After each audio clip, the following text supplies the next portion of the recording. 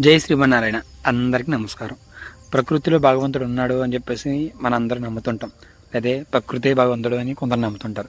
So ఈ ప్రపంచమంతా లేదా ఈ సృష్టి అంతా ఈ భగవంతుడే నిండి ఉన్నాడు అని చెప్పేసి మనం నమ్ముతాం. విశ్వం విష్ణు అలాగని.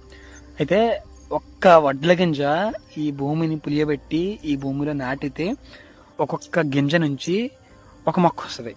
ఒక మొక్కగా మినిమం ఒక 50 గింజలు ఈజీగా ఉంటాయి అనమాట. ఒక కంకుకి 50 గింజలు ఉంటాయి.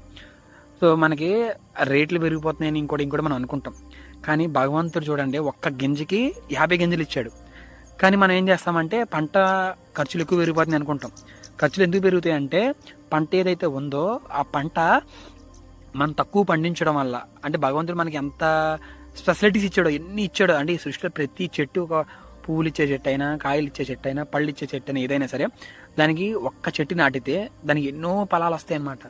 సో ఇది ఒక సత్యుగము అనొచ్చు, లేదంటే ఒక కంప్లీట్గా ఒక ప్యూర్, దీన్ని వర్ణించడం అనమాట. ఒక అన్నీ దొరికిన ప్రపంచం అని చెప్పొచ్చు. సో ఇలాంటి ప్రపంచం ఏదైతే ఉందో ఈ ప్రపంచంలో మనం ఇంకేదో దానికోసమో ఇంకేదో కావాలి మనం ముందుకు వెళ్ళిపోతూనే కొన్ని వదిలేసుకుంటూ ఉంటాము, కొన్ని సాధిస్తూ ఉంటాము.